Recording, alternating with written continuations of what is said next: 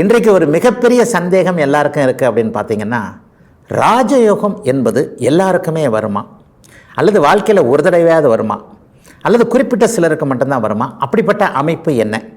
ஜாதகத்தை பார்க்க போனாலே அல்லது ஜாதக நோட்டை பிரித்தாலே ஏற்கனவே ஜாதகம் எழுதியிருக்கின்ற ஜோதிடர் அதில் பார்த்தீங்கன்னா, இவருக்கு இந்தந்த விஷயங்களில் யோகம் இருக்குது, நீச்சபங்க ராஜயோகம் இருக்கிறது, பருவத ராஜயோகம் இருக்கிறது, அந்த ராஜயோகம் இருக்கிறது, இந்த ராஜயோகம் இருக்கிறது என்று எழுதி வைத்திருந்தாலும் கூட ஜாதகர் சாதாரண நிலையில் தானாங்க இருக்கிறார். நம்ம எல்லாருமே அரசர்கள், அதாவது எல்லோரும் இந்நாட்டு மன்னர்கள் என்றாலும் கூட எல்லாருமே இருக்கிறது இல்லையே. நம்மள கோடியில் ஒருவர் தானே அரசராகவோ மன்னராகவோ மந்திரியாகவோ பிரதம மந்திரியாகவோ முதல் மந்திரியாகவோ இருக்கிறார். அப்போ இந்த ராஜயோகம் சாதாரண எளிய மனிதராகிய நமக்கெல்லாம் வருமா வராதா என்பது போன்ற சந்தேகங்கள் நிறைய பேருக்கு இருக்கின்றன. உண்மையில் ராஜயோகம் என்பது என்ன? இந்த யோகம் என்கின்ற வார்த்தை நம்ம எல்லாருமே பாதி பேர் நினைக்கிற மாதிரி அதிர்ஷ்டத்தை குறிப்பதாக ஜோதிடத்தில் குறிப்பிடப்படலை. யோகம் என்கின்ற சமஸ்கிருத வார்த்தைக்கு இணைவு, சேர்க்கை, அமைப்பு என்கின்ற ஒரு பொருள். ராஜயோகம் அப்படின்னு சொன்னால் அரசனாகக்கூடிய அமைப்புன்னு அர்த்தம். இதை நேரடியாக நீங்கள் அரசனை கூட எடுத்துக்க வேண்டாம், ஒரு துறையின் முதல்வனாகக்கூடியவராக இருப்பார் அப்படிங்கிறது தான் உண்மை. ஒரு இசையில் மிகப்பெரிய அளவில் புகழ்பெற்ற ஒருவரை இசை சக்கரவர்த்தின்னு சொல்கிறோம். ஒரு ஜோதிடத்தில் புகழ்பெற்றவரை கூட ஜோதிட சக்கரவர்த்தின்னு சொல்கிறோம் இல்லையா? இதே மாதிரி சக்கரவர்த்தியாக இருக்கக்கூடிய ஒருவருக்கு பார்த்தீங்கன்னா, அந்த சக்கரவர்த்தியாகும் அமைப்பு, சக்கரவர்த்தின்றதை நான் மந்திரி, பிரதமர், முதல்வர் அப்படிங்கிற அமைப்பில் சொல்கிறேன். இதை கொடுக்கக்கூடிய ஒரே கிரகம் சூரியன் தாங்க. இப்போ இந்த சூரியன் ராஜயோகம் தரக்கூடிய ஒரு அமைப்பில் இருக்கிறார்னு வச்சுக்கோங்க. அவர் உண்மையிலேயே அரசியல் அல்லது அதிகாரத்தில் அரசனாகவே இருக்கிறார். ஒரு நிலை புதன் அந்த அமைப்பில் இருந்துட்டார்னு வைங்க, அவர் புத்திசாலிகளின் அரசனாக இருப்பார்.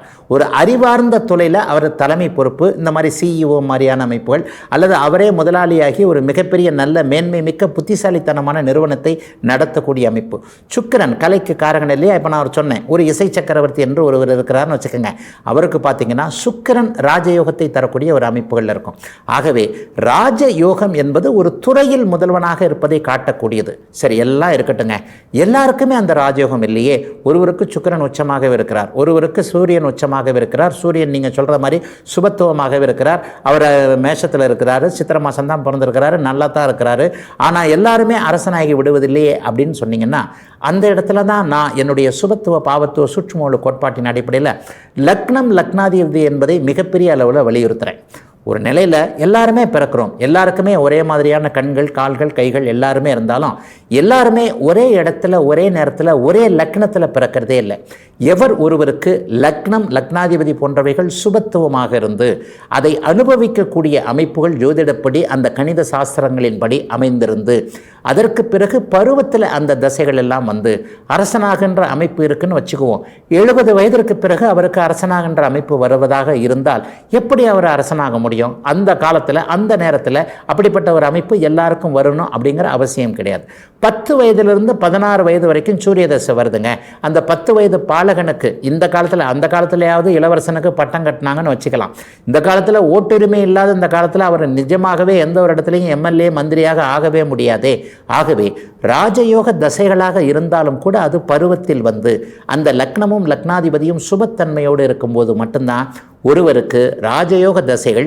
அது எந்த கிரகத்துடைய தசைகள்னு இப்போ நான் சொன்ன மாதிரி, அதாவது சூரியன் வலுத்திருந்தால் அவர் அரசியலில் ராஜயோகத்தோடும், செவ்வாய் வலுத்திருந்தால் அவர் அதிகாரத்தில் காவல்துறை போன்ற அமைப்புகளில், இராணுவம் போன்ற உயர்நிலை அதிகாரத்தோடும், புதன் வலுத்திருந்தால் அறிவார்ந்த துறைகளில் அவர் ஒரு உயர்நிலையில் இருக்கக்கூடியதும், சுக்கிரன் வலுத்திருந்தால் சினிமாவில் கூட ஒரு உச்ச நடிகராக இருக்கக்கூடிய ஒரு அரச யோகத்தோடும் அவரவருடைய ஜாதக அமைப்பிற்கேற்பத்தான் இருப்பாங்களே தவிர ராஜயோகம் என்றவுடன் அப்படியே ஒரே அரசனாகக்கூடிய அமைப்பு என்பதாக நாம் தான் தவறாக கற்பனை செய்து கொள்ளுகிறோமே தவிர ஜோதிடம் என்றைக்குமே நிலையாக ஒரே அமைப்பைத்தான் சொல்லுகிறது என்பதுதான் உண்மை.